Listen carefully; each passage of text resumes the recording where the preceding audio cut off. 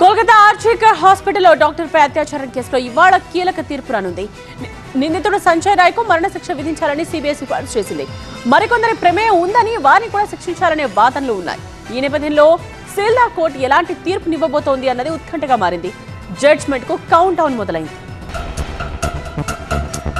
Kolkata RG Kar medical కాలేజీలో PG doctor హత్యాయత్నం కేసుకు సంబంధించి Sealdah civil and criminal court తుది తీర్పు ఇవ్వబోతోంది. గత ఏడాది ఆగస్టు 9వ తేదీన ఘటన జరిగింది. నవంబర్ 12వ తేదీన సిల్దా కోర్టు విచారణ చేపట్టింది. 50 మంది సాక్ష్యాలను పరిశీలించింది. ఈ నెల 9వ తేదీన తుది విచారణ పూర్తయింది.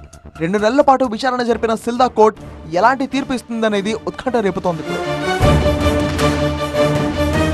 కోల్కతా హైకోర్టు ఆదేశాలతో సిబిఐ విచారణ చేపట్టింది.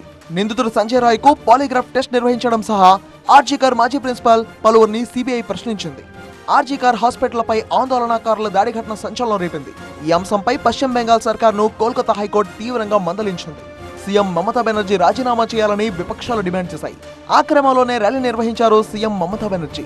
హత్యాచారం కేసులో నిందితులను ఉరి తీయాలన్నారు. కొందరు నిజాలు బయటకు రాకుండా చేస్తున్నారని అసహనం వ్యక్తం చేశారామె బెనర్జీ. ఇక కోల్కతాలో డాక్టర్పై హత్యాచారం కేసును సుమోటోగా స్వీకరించింది సుప్రీంకోర్టు. ఇలాంటి ఘటనలు పునరావృతం కాకుండా ఉండేలా చేపట్టాల్సిన చర్యలపై నిపుణులతో నేషనల్ టాస్క్ ఫోర్స్ ను ఏర్పాటు చేసింది. ఇక సంచలనం రేపిన డాక్టర్ హత్యాచారం కేసులో నివేదిక ఇచ్చిన సిబిఐ నిందితుడికి మరణశిక్ష విధించాలని సిఫార్సు చేసింది. సిబిఐ సిఫార్సు చేసినట్టుగా నిందితుడు సంజయ్ రాయ్ కు మరణశిక్ష ఖాయమా, మరికొందరి ప్రమేయం కూడా ఉందన్న డాక్టర్ అభయ పేరెంట్స్ ఫిర్యాదు కీలకంగా మారనుందా? హత్యాచారం కేసు సహా ఆర్జికర్లో అక్రమాలపై కూడా సిల్దా కోర్టు సంచలన తీర్పు ఇవ్వనుందా అనే ఉత్కంఠ కొనసాగుతోంది.